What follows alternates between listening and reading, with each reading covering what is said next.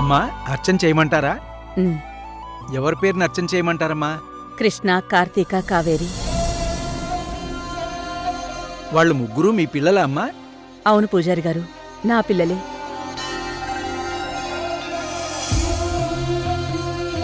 వాళ్ళు నా పిల్లలుగా నాకు పరిచయం అయిన రోజు ఈ రోజేనండి. పిల్లలు పరిచయం కావడం ఏంటమ్మా?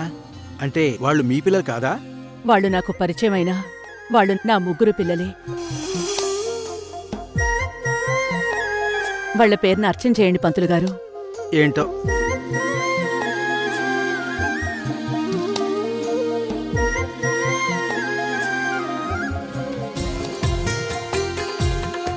నేను నా పిల్లలకి నేర్పిన ఆ పవిత్రమైన విలువల్ని వాళ్ళు జీవితంలో ఎప్పటికీ మర్చిపోకూడదు స్వామి.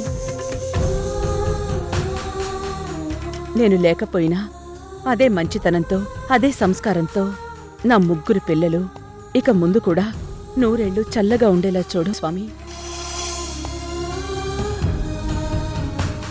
వాళ్ళకి ఎలాంటి కష్టాలు రాకుండా నువ్వే కాపాడు స్వామి.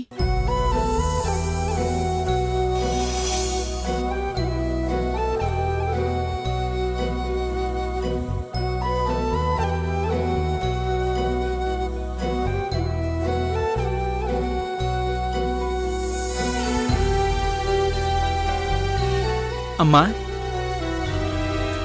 మీరు చెప్పిన దాన్ని బట్టి చూస్తే వాళ్ళని మీరు కనలేదు అని అర్థమవుతోంది. కానీ వాళ్ల కోసం ఆరాటపడుతున్న ఒక గొప్ప తల్లిగా అనిపిస్తున్నారు. మీ ఆశీర్వాదంతో పాటు ఆ దేవుడి ఆశీర్వాదం కూడా మీ పిల్లలకి ఎప్పుడూ ఉంటుందమ్మా. అలాగే పంతులు గారు, ఉంటాను. అలాగే అమ్మా.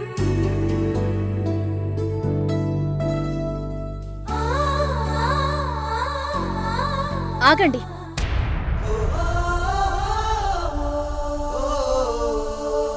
కావేరి, ఎలా ఉన్నావు? అసలు మీకు మాకు ఏం సంబంధం ఉందని ఇక్కడికొచ్చి మా పేర్ల మీద పూజలు చేయిస్తున్నారు? ఎందుకు మా మీద మీకు అంత అక్కర్లేని ఆరాటం? మమ్మల్ని చూసుకోవడానికి మమ్మల్ని కన్న నాన్న ఉన్నారు, మా కన్న తల్లి ఉంది కదా.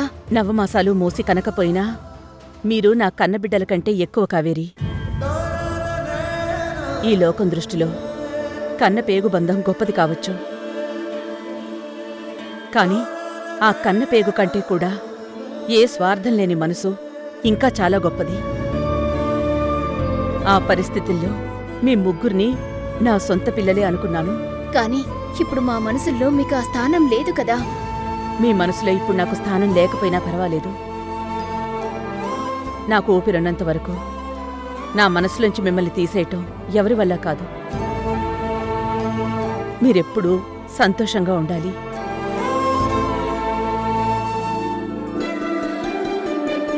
నువ్వు నా ముద్దుల కూతురివి, ఎప్పటికీ నువ్వు బాగుండాలి.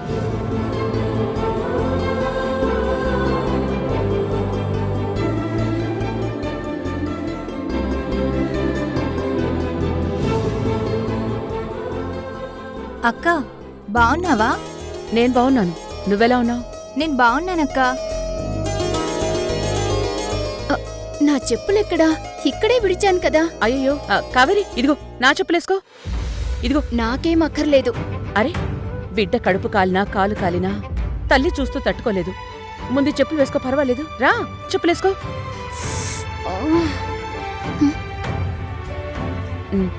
నిన్నెక్కడ డ్రాప్ చేయాలో చెప్పు, ఆటోలో డ్రాప్ చేస్తాను. అవసరం లేదు, మా ఫ్రెండ్ వస్తానంది, తన స్కూటీలో వెళ్తాను. సరే, జాగ్రత్త.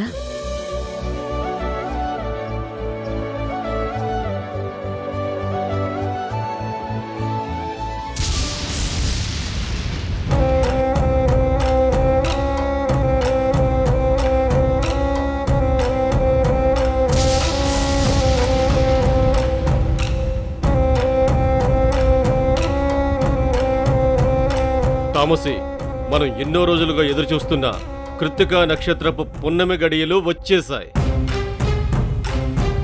ఈ రాత్రికే నీవు కీర్తి ప్రతిష్టలతో సకల అధికారాలతో మన పవిత్ర నాగలోకానికి తిరిగి వెళ్లే సువర్ణ అవకాశం.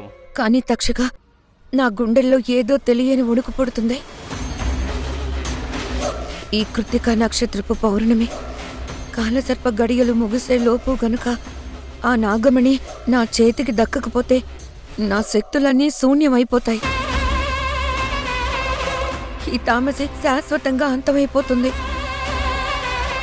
అసలు ఆ కార్తిక ఆ రహస్య స్థావరం నుంచే నాగమణిని క్షేమంగా తీసుకురాగలుగుతుందా? లేదు తామసి, నువ్వు ధైర్యంగా ఉండు. ఈ రాత్రికే మన పౌర్ణమి సిద్ధాంతం తిరుగు లేకుండా నెరవేరబోతోంది. ఆ కార్తీక దేహం, బుద్ధి ఇప్పుడు మన అధీనంలో పూర్తిగా బంధించబడి ఉన్నాయి. నువ్వు చెప్పింది మాత్రమే ఇప్పుడు కార్తీక చేస్తుంది.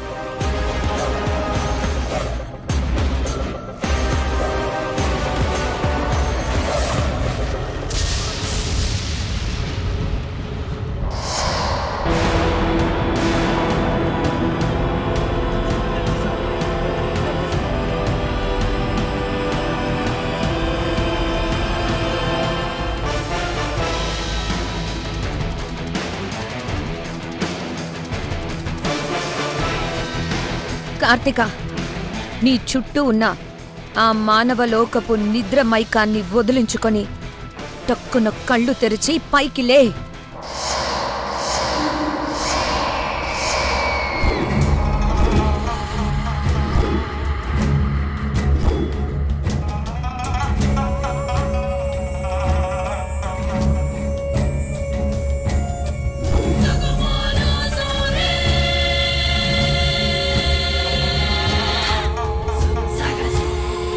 ఈ క్షణమే ఆ గది దాటి వెళ్ళు కార్తిక.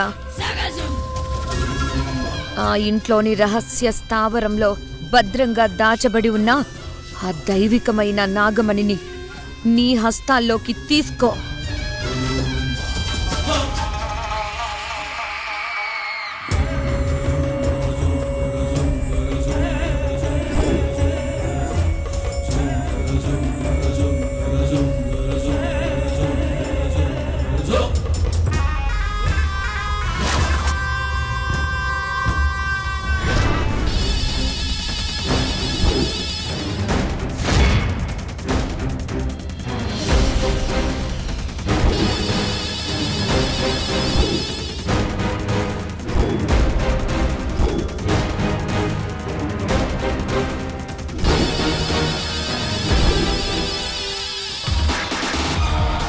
తీసుకో కార్తిక, నాగమణిని నీ చేతుల్లోకి తీసుకో.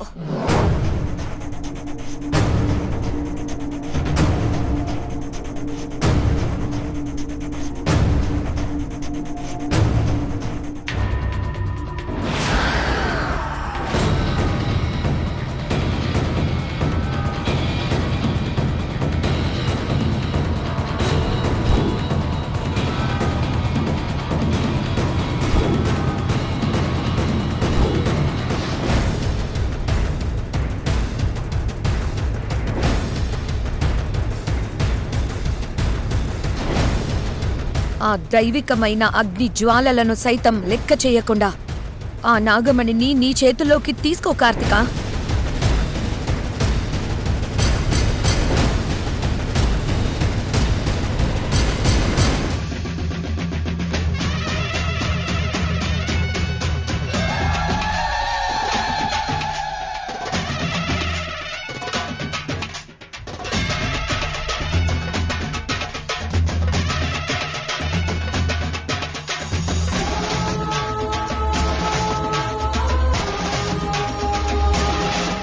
ఆ మణిని పట్టుకుని ఏ అడ్డుగోడలైనా సరే దాటుకుంటూ నేరుగా ఇక్కడికి ఈ కాలసర్ప అడవి వైపునకు బయలుదేరిరా కార్తిక. ఆ మణిని తీసుకొనిరా.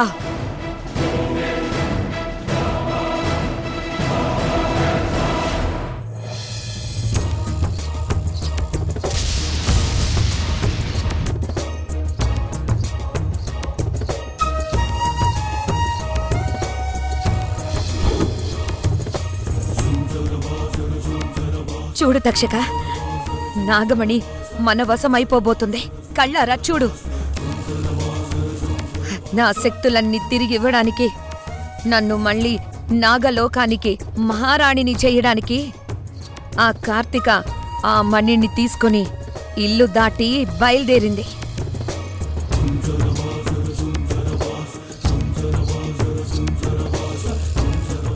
ఇక నన్ను అడ్డుకునే శక్తి ఈ భూప్రపంచంలో ఎవ్వరికీ లేదు తక్షక, ఎవ్వరికీ లేదు. చెప్పాను కదా తామసి, ఆ దివ్యమణి నీ హస్తగతమవుతుంది. నీ అపార శక్తులు 100 ఏళ్లు వర్ధిల్లుతాయి. అయితే ఇప్పుడు అంతమనేది నాకు కాదు తక్షక, కార్తికకి.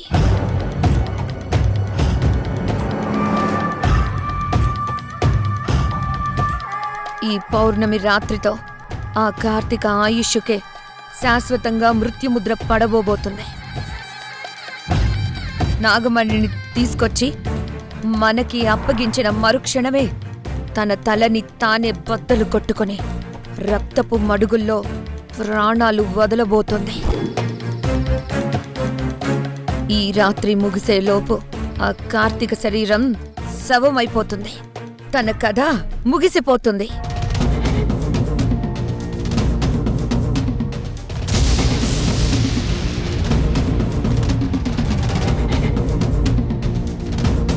తక్షక, అదిగో మన కాల సర్ప బంధంలో చిక్కుకొని మతి కోల్పోయిన ఆ మానవ కీలుబొమ్మ వస్తోంది.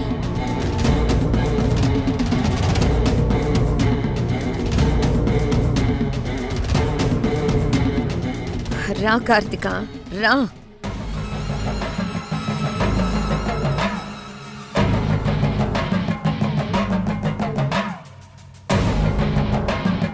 చూస్తావేంటి కార్తిక, ఆ దివ్యమణిని నీ హస్తాలతోనే మకుటంలాగా నా నెత్తిమీద పెట్టు.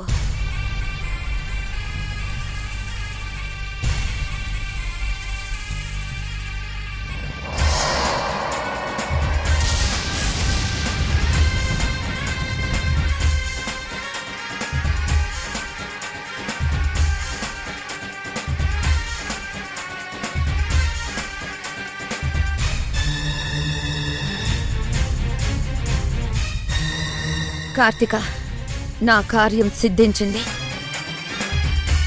ఇక ఈ దేహంతో నీకు నూకలు చెల్లాయి. ఇప్పుడే ఈ క్షణమే ఇక్కడి నుంచి ఉత్తర దిశ వైపుకి వెళ్ళిపో. అక్కడ ఒక రాయి ఉంటుంది.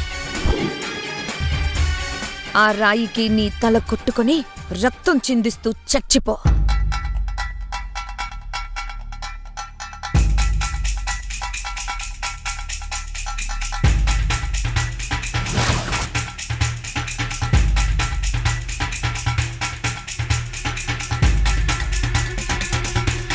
ఇక ఈ కార్తీక పని పూర్తిగా అయిపోయినట్టే తామసి. తన తలని ఆ రాయికి కొట్టుకుని చనిపోతుంది. నాగమణి మనకు దక్కింది. మన ప్రతీకారం తీరిపోయింది. మనమిద్దరం ఇప్పుడే ఈ క్షణమే సగర్వంగా మన దివ్యలోకానికి ప్రయాణమవుతున్నాం. పద తామసి.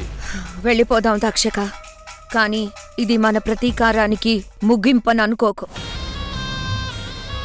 ఈ తామసి సృష్టించబోయే మహాప్రళయానికి ఇది కేవలం విరామం మాత్రమే.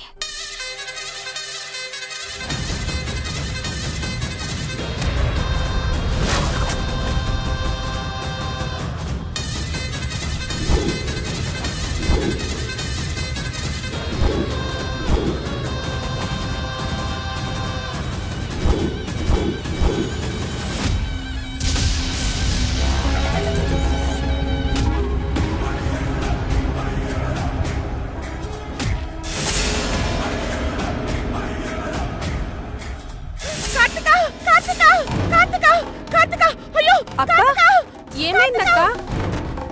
ఎందుకంత గట్టిగా అరిచావు? అంటే ఇదంతా కళ.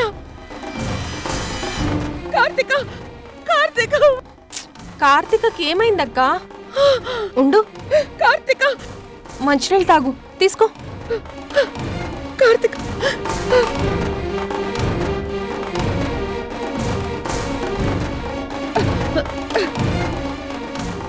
ఏమైందక్కా? కార్తీక నా కళ్ళ ముందే ఒక పెద్ద రాయికి తల కొట్టుకుని చనిపోయినట్టు పీడకలొచ్చింది పుష్ప.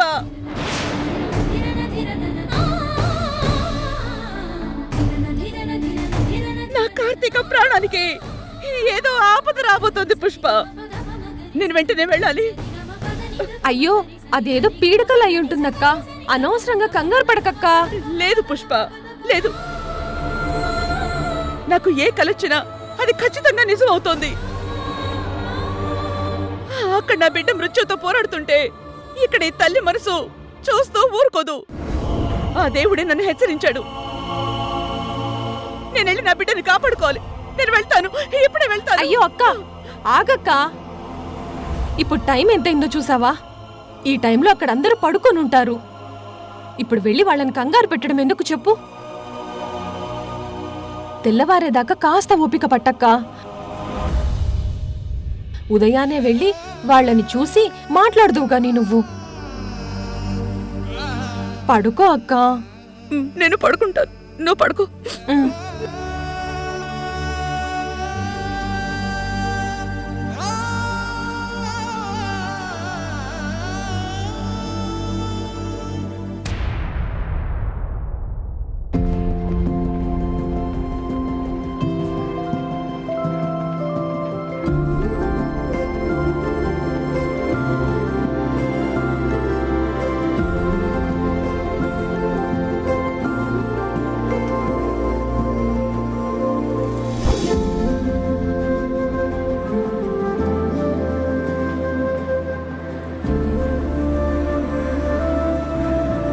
ఏమైంది కృష్ణ? ఎందుకలా ఉన్నావు? ప్రేమగా కాకపోయినా కనీసం మామూలుగా అయినా నాతో మాట్లాడొచ్చు కదా కృష్ణ. బాగా హెడేక్గా ఉంది. అవునా? టాబ్లెట్ ఇవ్వనా? ఆల్రెడీ టాబ్లెట్ వేసుకున్నాను, తగ్గలేదు. పోనీ బాంబ్ రాయనా? అది కూడా అయింది. అయినా తగ్గలేదా? మ్మ్హ్. అయితే ఒక పని చేస్తాను కృష్ణ, ఆయిల్తో హెడ్ మసాజ్ చేస్తాను. దెబ్బకి తలనొప్పి పారిపోతుంది, సరేనా? ఏం అవసరం లేదు. పడుకుని నిద్రపోతే తెల్లారేసరికి అదే తగ్గిపోతుంది. నిద్ర పట్టే వరకైనా నువ్వు హెడేక్ ని భరించాలి కదా కృష్ణ. ఉండు.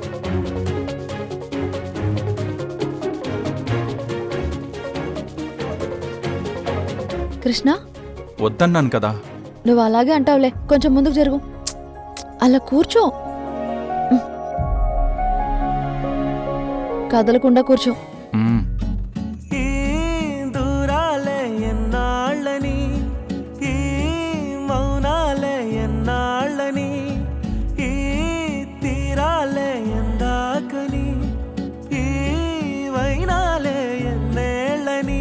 అడిగిందే ఈ హృదయం అడుగేమని కొంచెం తడబడుతున్న పాదం తరిమిందే ప్రాణం కలలే కలలే కలలే.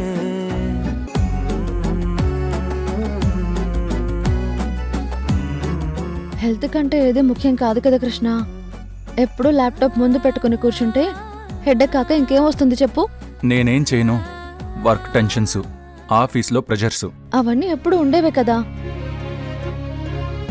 అయినా ఇది వరకు ఎప్పుడు ఇంత ప్రెషర్ ఉండేది కాదు కదా. ఇది వరకంటే ఈ టెన్షన్స్ ప్రెషర్స్ అన్నీ మీ అత్తయ్య రానమ్మ చూసుకునేవారు కాబట్టి మాకు తెలిసేది కాదు. ఇప్పుడు ఆవిడ లేకపోయేసరికి ఒక్కొక్క బాధ్యత ఎంతెంత బరువో తెలుస్తుంది.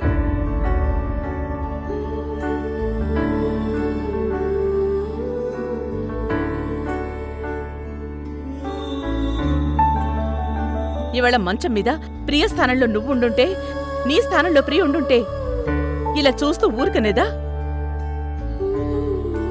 మనుషుల మీద ప్రేమ లేకపోయినా పర్వాలేదు, కనీసం వాళ్ళ ప్రాణాల మీద కొంచెం జాలైనా ఉండాలి కదా. ఇప్పుడు ఎలా ఉంది కృష్ణ? కొంచెమైనా తగ్గిందా?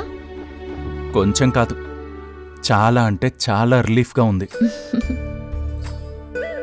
Thank you Priya, thank you so much. ఈ థ్యాంక్స్లు సారీలు ఎవరికి చెప్తారో తెలుసా? మనతో ఏ సంబంధం లేని బయట వాళ్ళకి చెప్తారు. అందుకే కదా నీకు చెప్పాను థ్యాంక్స్.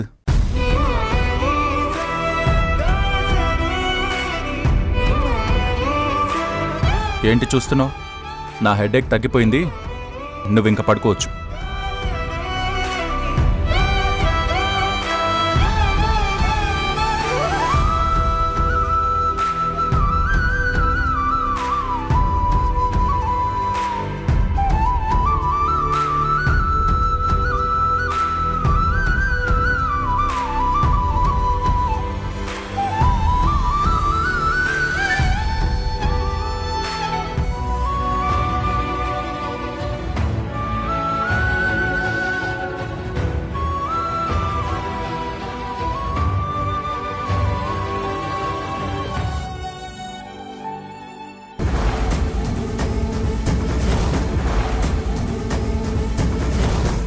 అయ్యో పావు!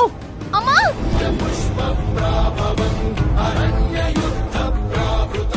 అమ్మా రాణమ్మ గారు,